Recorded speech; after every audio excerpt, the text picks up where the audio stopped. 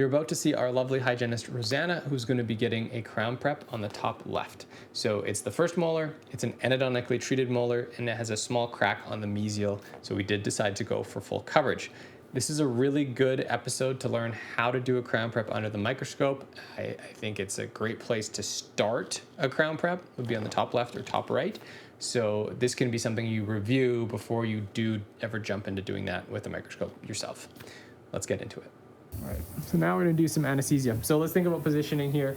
How are we gonna get what we need to see? Well, number one, when your patient is lying supine, in order to be able to visualize the top vestibule where we want to anesthetize, you can't really do it in direct vision. I mean, you could, but it's pretty awkward with a mirror. So typically, I like to bring the scope further away and then tilt it back. And then that's going to give us a better view. The upper lip isn't going to get in our way, and we'll be able to see what we need to see.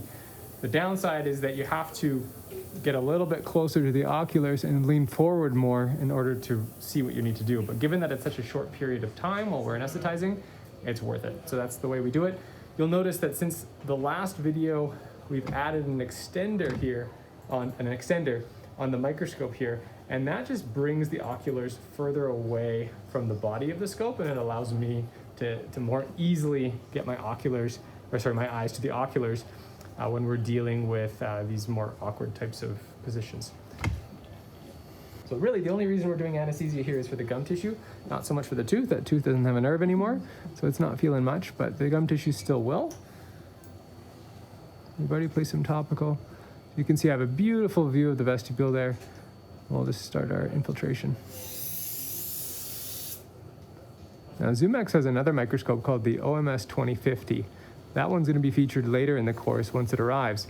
And it's actually designed for general dentists, so this type of position is much easier to achieve with that microscope because the oculars come straight out horizontally from the microscope and go out quite a ways.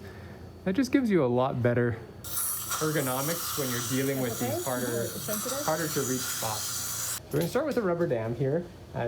I really like using the rubber dam when you can, even for procedures where you think it might not be necessary. Just gives you a really good macro retraction of the tongue, of the cheek, everything you don't want coming in your way. And when you're using the microscope and you have to actually use your hands to reposition the microscope, it's nice to have things out of the way for you. So I would suggest, if you're not already doing so, try to use the rubber dam more. It'll definitely help you. In this case, we punched kind of a unique type of hole that's going to allow 3 teeth to be exposed by 1 hole. And that gives us really good access to the gum line on both sides of this tooth that we're prepping. So the clamp's gonna go on the tooth behind, and then the first big hole is gonna extend all the way to the mesial of the 2.5. And then that way, that 2.6 is gonna be really nicely exposed for us to do what we need to do. Again, rubber dam access, indirect vision is not practical, so we are gonna go ahead and do direct vision on the upper arch, just like that. You can see my whole row of teeth here, really nice view of what I need to see. And we'll place the rubber dam clamp on the 2.7. Upper left molar, second molar. These clamps, by the way, are amazing. They're 138s and 139s. They work really well. They hold on to second molars amazingly. You can even use them on wisdom teeth. And I find that they just, they work for 95% of molars in terms of getting a really good grip on them. So we got our first big hole. You can see it's been punched kind of like almost like a butterfly. Let's spread that over. Or 4-leaf clover is another way of thinking about it. Your rubber dam's on film there. I know. That's okay, that's why scissors exist. There we go. Yeah, you can breathe again. So now you can see in this case where we're not really doing any sensitive bonding, we don't need perfect isolation, but we do want good retraction. And that's where this is gonna work very, very nicely here. So you got, with a little bit of retraction, we have access to the lingual gum line, buccal gum line, and that'll be great for our prep. So you could, in some cases, if you have a really small access on a molar that's unrestored, you can get away with actually not doing a crown. In Rosanna's case here, I wouldn't feel comfortable with doing that because if you look closely, you'll see a little crack line already starting in the mesial marginal ridge. With the access the size it is and those cracks, we're definitely going to want to cover these cusps. We're going to do a full coverage crown here. Again, you might consider an onlay instead. I'm going to go to a more neutral scope position now. Again, I don't really need to be leaning so far forward anymore. If I can be more comfortable while I'm working, I'll take that opportunity. So moving the scope closer to me and either straight up and down or slightly pointed towards Rosanna is a good scope position for the upper arch when you're doing indirect vision. And then big stretch there, Rosanna, that's perfect.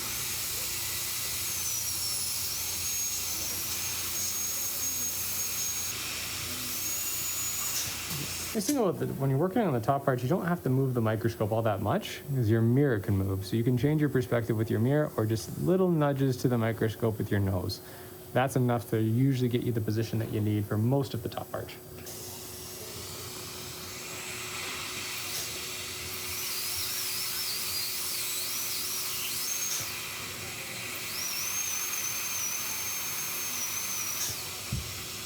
I just nudged the scope to the right and I changed my, so I'm going to just show you that again. So I'm here and I want to, you can see my handpiece is blocking my view. I kind of want to just look at this area while I'm actually prepping it. So to do that, I'm just going to nudge the scope to the right and then reposition my mirror so I can see exactly what I need to see. Just like that. Again, that mirror gives you so many options. And right now I'm a little bit out of focus. Normally I would just be totally fine working this way, but for you guys, to just get things back in focus, you can just adjust the focus knob there if you need to.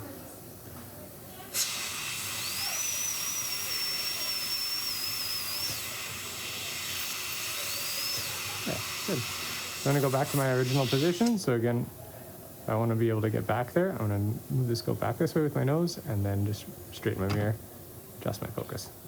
This becomes very second, like pretty much second nature once you get used to it. And all of that happens simultaneously without you even being aware of it.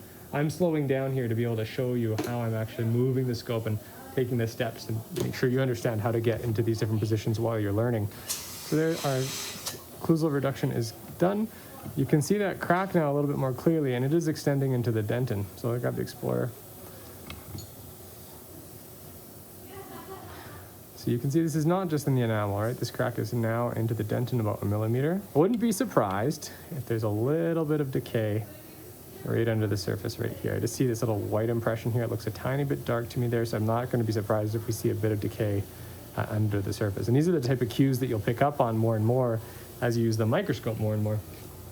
Could I trouble you for a KS0, please? Sorry. Oh, she's ready. Look at this. That is service. Oh, man. Life is good. Life is good. I really like the KS1 and KS0 burrs. I think they were originally developed by Coyce and Spears. This is hence the name KS, Coyce Spears. But they are great, and they're really nice for a finish line as well. All right, so let's see if we're correct about our decay here.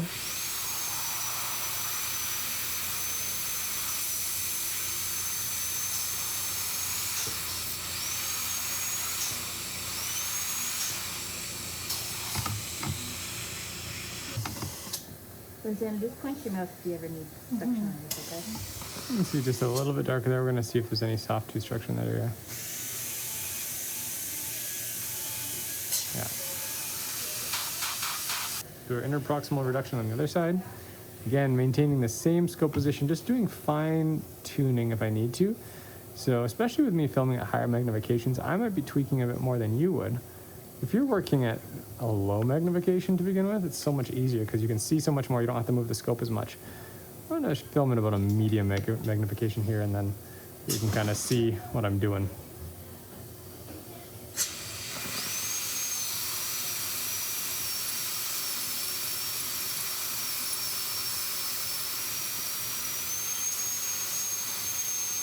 I think Kevin has a question for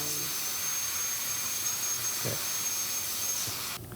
All right, so now with where we're at here, we've got our interproximal reduction done. We're going to pack our cord.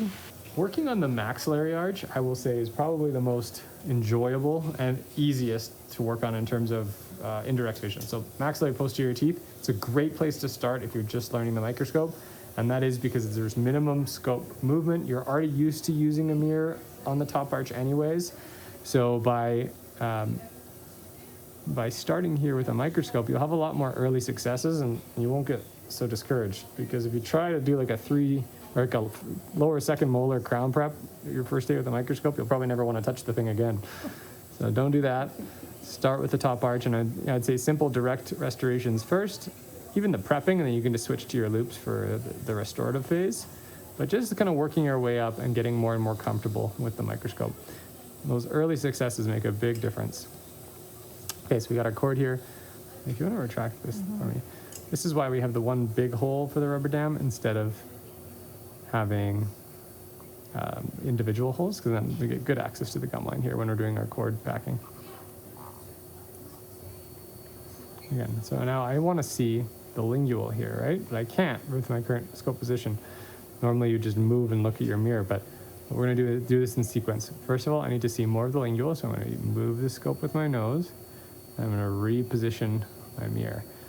And now this is pretty good here, but we can tweak this even better. If you were in low magnification, this would not be a consideration.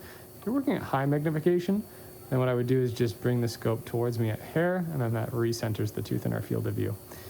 But again, when you're first starting, use lower magnifications. It's just so much easier. You're going to be moving the microscope less, and you'll find it way, way easier to get used to it. And then once you're really comfortable, then start using the higher magnifications. And just for reference, like I barely ever use the highest magnifications unless I'm taking a photo of a crack or something like that. And even then, you don't really need the highest.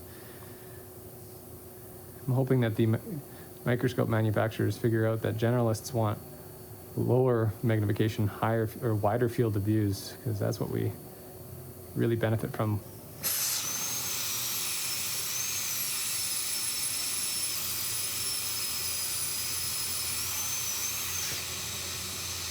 Just show you what I did there. I want to see more of the buckle, so I'm going to move the scope to the left and then reposition my mirror so I can see and get a better view. This is super subtle movements with your nose and your mirror, and that's all you need.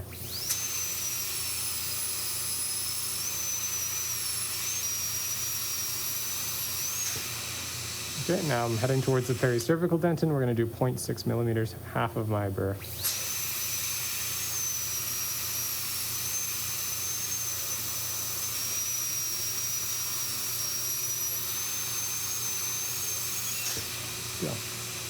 So now I just want to drop my margin a little bit more so I see the coronal aspect of the cord all the way across, and then that'll be my finish line position for the buckle. And I can even just give you a better view, higher magnification. Don't do this if you're learning. Stick to the lower mags, just so you can see what the microscope's capable of here.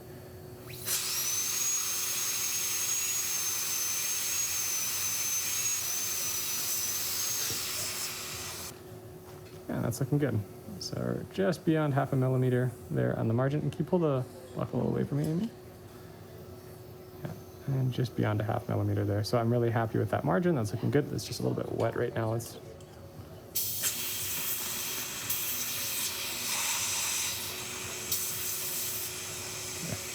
can see how that's looking good. We're happy with that margin. Now we're just going to keep moving along.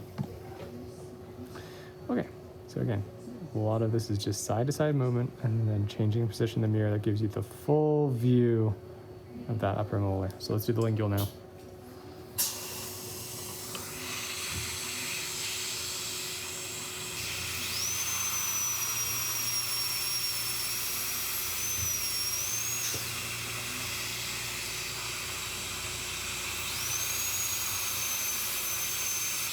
Middle third.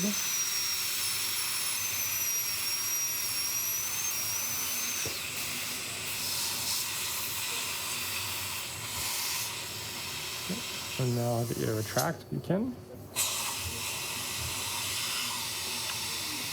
Go. So you're always looking for your angle, right? Right now I can see exactly what I need to. But sometimes if your angle's a little bit off, say I'm over here and I'm tilted this way. You're good there, isn't it? Yeah. I'm just going to show them. Sometimes you kind of get in your own way. So you got to think about, okay, like how can I see more of what I need to see? Well, right now I need to see over this part of the handpiece. So I'm actually going to move the scope this way, horizontally away from me. And then that should correct for that problem. Now I can have my view over the handpiece and I can see exactly what I'm doing.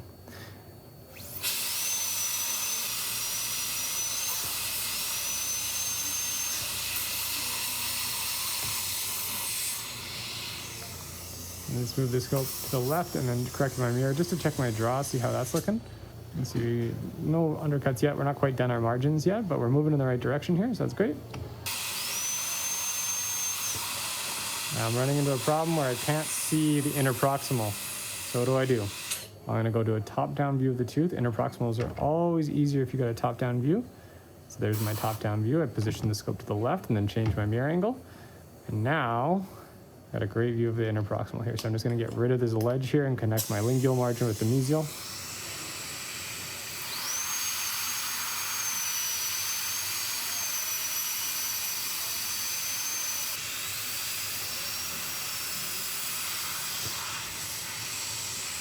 You'll constantly see me moving back and forth to get the angle I need.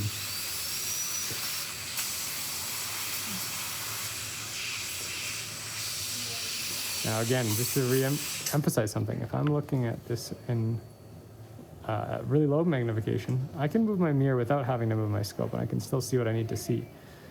The reason I'm moving so much is because I like to work at high magnification, especially for this video, and that's why I have to move my scope. But luckily, it's very easy to do so.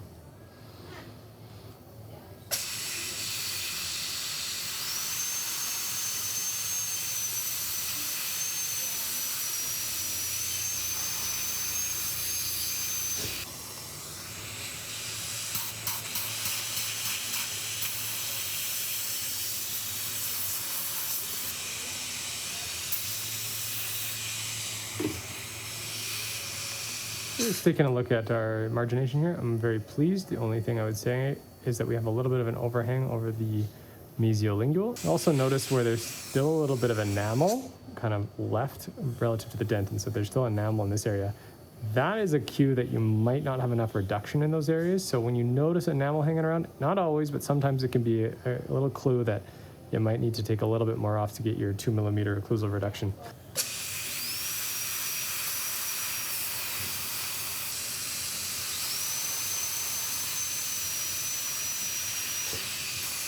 There's still a tiny bit of enamel left, but I'm comfortable with that given that we did some nice 2 millimeter depth cuts at the beginning and know where we are. So sometimes if you find yourself flexing to get your eyes to the ocular, it's just a matter of just bringing the oculars down a little bit. And then that sometimes will correct that lower back issue that you might be having if you constantly find yourself flexing. So bring the oculars a little bit lower and then you won't be doing that so much.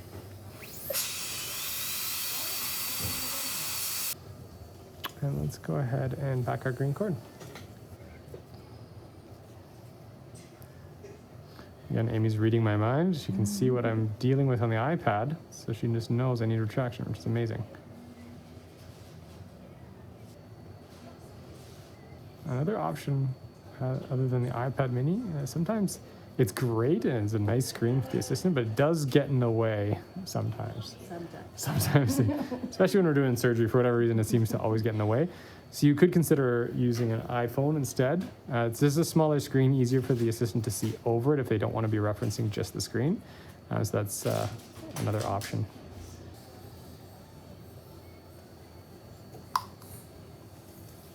Now, we always want to check our reduction. We did our 2 millimeter guide plane, so we should be good, but there should be good and we know we're good, and there's a difference. So let's go ahead and bring your teeth together and bite down. Yeah, and just hold it there for me. That's perfect. So we definitely have at least 2 millimeters of clearance. The only area where I'm thinking, hey, maybe we could just polish it, is just a little rough area on the lingual cusp, or I guess the palatal cusp. And it's coming maybe a little bit closer to the lingual cusp of the 3-6. So let's go ahead and just smooth that off with our brownie point, and then we'll be ready to take our impression. So I'm going to position myself, again, a little bit uncomfortably here for 15 seconds to make sure I get the best angle for the impression. And I mean, what you're looking for here for the impression part is you kind of want to see the buccal and the lingual at the same time. So I'm looking straight down these teeth. That's why I have the scope position off angle a little bit here, in order to be able to see exactly what I need to here. So I'm pretty much ready to go. And the idea is once I take this cord out, I'll be able to see exactly what I'm doing. If I had a mirror, I like to stabilize the tip with my other finger. So if I had a mirror, I couldn't do that. Then I can just go through very nicely and capture everything I need to capture. This guy, take that out. As a generalist, you'll have to sacrifice ergonomics once in a while to get what you want done. But again, it's only short term here.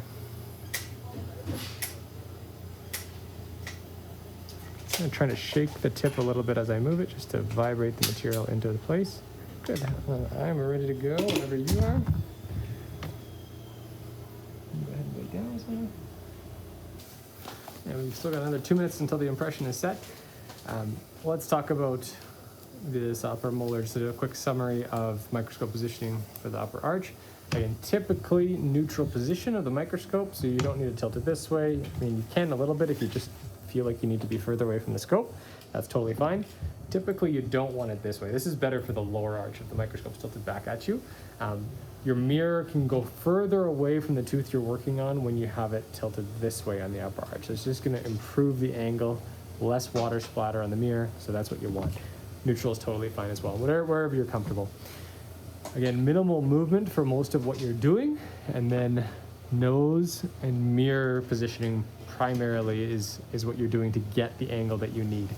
And that's usually enough. The lingual of the upper molars is probably the hardest to do. So sometimes what you can do, if you're having a hard time finding the angle that you need, you can actually just point the microscope towards the tooth that you want to, or towards the surface of the tooth that you want to prep, say the lingual of the upper first molar, and you can just prep it direct vision. You know, obviously we can't see Rosanna's tooth right now, but if you position it like that, it's not as ergonomic, but when you're first learning, it can get you by. So that's an option as well. Big. Take this out. Take a look under the microscope here. Make sure that this is looking beautiful. It sure is.